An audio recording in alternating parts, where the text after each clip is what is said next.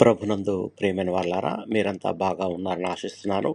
ఈరోజు దేవుడు మనకు యాకోబు పత్రిక మొదటి అధ్యాయం 5వ వాక్యం ద్వారా మాట్లాడుతున్నారు. మీలో ఎవనికైనాను జ్ఞానము కొదువగా ఉన్న యెడల అతడు దేవుని అడుగవలెను. చూడండి, ఇక్కడ చాలా విషయాలు మనం దేవుణ్ణి అడగకుండా పొందలేకపోతున్నాం. జీవితాంతము అలా జ్ఞానము తక్కువతోటి బుద్ధి లేకుండా ఉండిపోతున్నాం కానీ దేవుణ్ణి అడగట్లేదు మనం. మన జీవితంలో ఎన్నో నిర్ణయాలు, సందేహాలు, సందిగ్ధాలు వస్తాయి. కానీ ఈ వాక్యం మనకు ఒక స్పష్టమైన దారి చూపెడుతుంది. అదేంటంటే, ఎవరికన్నా జ్ఞానం కావాలంటే దేవుణ్ణి అడగాలి. మన శక్తి, మన అనుభవం పరిమితం, కానీ దేవుని జ్ఞానం అపరిమితం. దేవుడు మనల్ని తిడుతూ కొడుతూ కాదు, ప్రేమతో నేర్పిస్తాడు.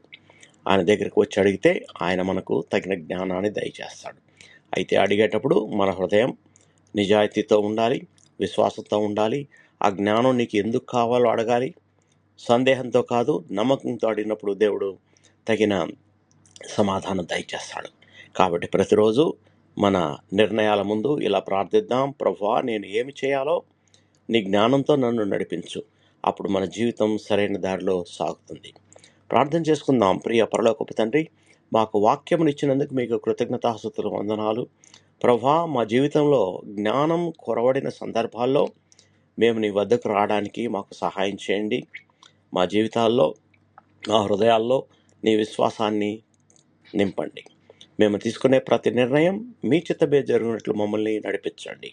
నీ జ్ఞానంతో మా మార్గములను వెలిగించండి. యేసు ప్రశస్తమైన నామంలో ప్రార్థించి వేడుకొంచున్నాము తండ్రి. ఆమేన్. దేవుడు మిమ్మల్ని అందరినీ బహుగా దీవించి భద్రపరచునుగాక.